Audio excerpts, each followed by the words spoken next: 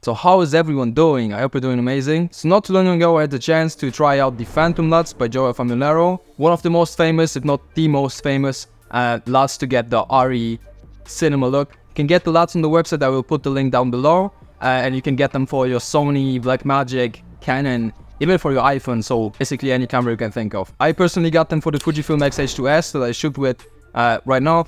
And I think the footage just looks amazing.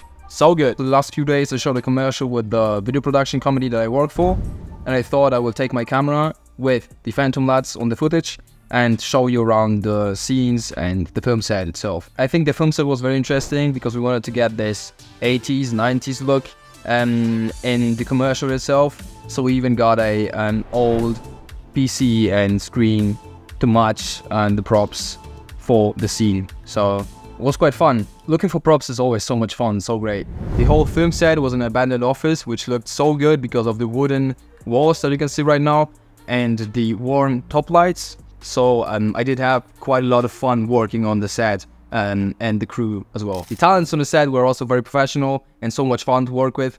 But let's break apart one of the light setups from the film set. Okay, so this is, I want to say, one of our most important scenes sets. So let's talk about the light right here. So our first light coming from the side was the Aperture 300D with a book light, double diffusion. So the light was bounced off of a reflective surface and then diffused with a white panel. By doing this, you get this very soft and fluttering light on your talent. We also had a screen flag in front of our bounce light to prevent the back of the scene from shadowing. The light panel was quite big because the bigger the light source, the softer the light, and the more cinematic your scene and your light gets. So yeah.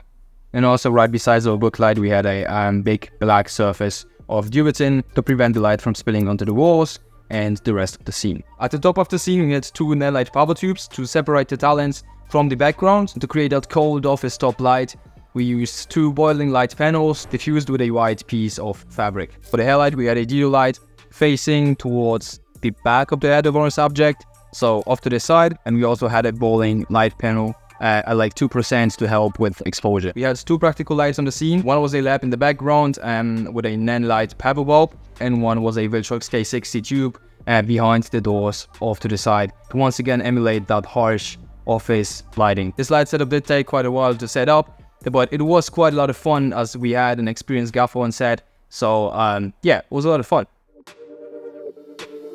You know, the thing that I enjoyed the most about filmmaking is how many creative and talented people you can get to know because of the film sets you are working on. I think the bonds and friendships that I make on film sets are just so amazing and valuable because I get to know people who operate the camera, who set the light, and so many more departments. So I guess the one thing that I can tell you as an aspiring filmmaker is if you want to get to know people who do the same thing you love to do, which is filmmaking, you just need to get out there and shoot. The one thing that I learned from setting light on film sets is that you need to emulate the light that would be there on the scene without your equipment and enhance it, make it stronger with your gear. So what that's called is motivated light. So if you have a window on your scene on one side, you cannot place your key light on the opposite side of the room because that would not be motivated and basically wrong.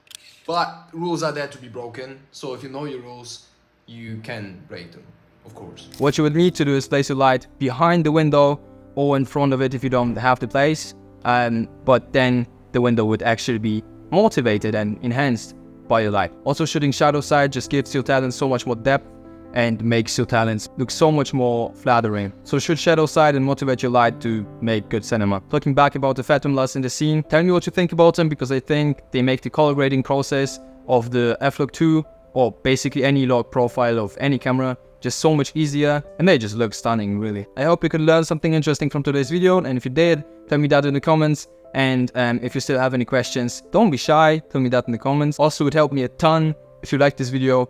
Thank you for watching and take care.